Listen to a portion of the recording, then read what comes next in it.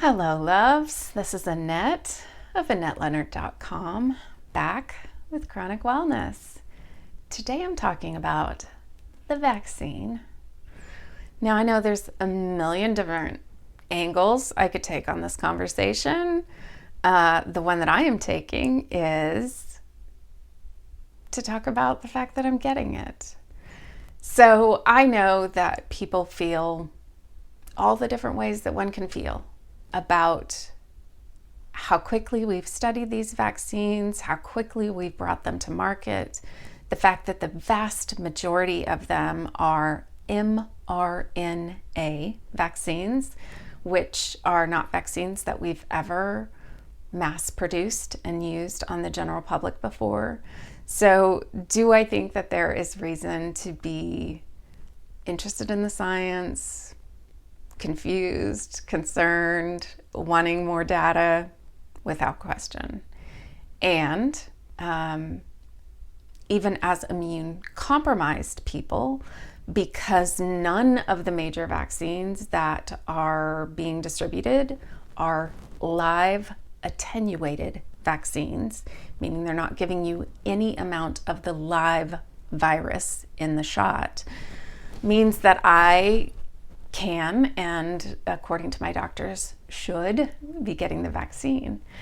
So it has taken some time and some vaccine sleuthing and a lot of effort to get me enrolled in my shots, but I had my first shot a little more than 3 weeks ago. I got the Moderna vaccine, and like many of you, had that first day real arm tenderness that followed. You know, it's that one where it feels like somebody just like poked out their knuckle and slugged you real hard.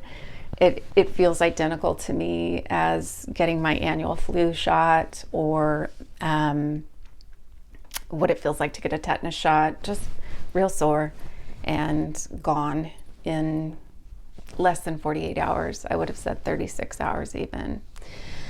And in the days leading up to getting my vaccine, I had my annual reclassed infusion, which is a once a year infusion that I get for my osteoporosis. And I believe that those two factors combined to not really setting me off on the best foot, perhaps, for getting the vaccine. Additionally, the vaccine efficacy is known to be limited for the other infusing med that I take, which is Rituxan or rituximab. Now, no individuals taking Rituxan were included in the initial vaccine trials. But what we know from Rituxan patients who have taken the shingles vaccine is that vaccine is only ever able to have about 67% efficacy. And the reason for that lies in the action of my Rituxan. So Rituxan is a chemo drug that has been modified in its dosage to be eligible for some rheumatological conditions. And the action of Rituxan is to keep your B cells, which make up a pretty significant chunk of your immune response. It keeps your B cells from maturing, so it kills off the active B cells and then goes into the marrow and keeps the immature B cells that are in your marrow from becoming mature. And that's a problem because much of the action of an mRNA or other vaccines is to go into your marrow and start replicating the autoantibodies. And your B cells make up a big part of that. And so the efficacy of any vaccine is always going to be truncated or limited by my Rituxan and by where I take it in my cycle. So it's always just kind of a crapshoot. But even if I only get 67% of the 95% efficacy, 94% of the Moderna vaccine, that's better than none. And for someone who has lung disease, a respiratory disease, as well as other autoimmune diseases, I need every shot that I can get. I need every opportunity I can get to keep from catching the coronavirus. And unfortunately, that first shot has sent me into just a storm in my body. So when my body tips out of homeostasis, one of the dramatic ways that it does that is just uncontrolled diarrhea that then leads to my fluids, electrolytes, potassium all being so out of whack that I then get thrush from bow to stern.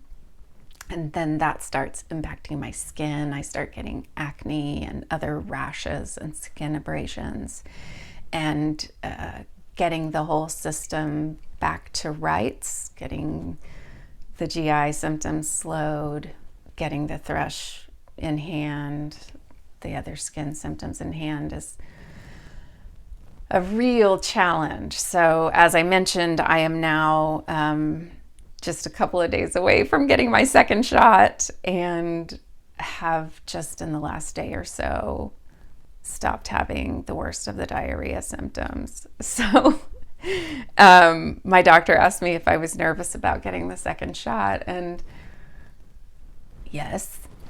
And I am trying not to spend a lot of time thinking about it, and I'm getting that second shot regardless, and hoping for the best in terms of what my symptoms are after it. And I am also trusting that regardless of what it has in store for me, it will not be worse than having COVID.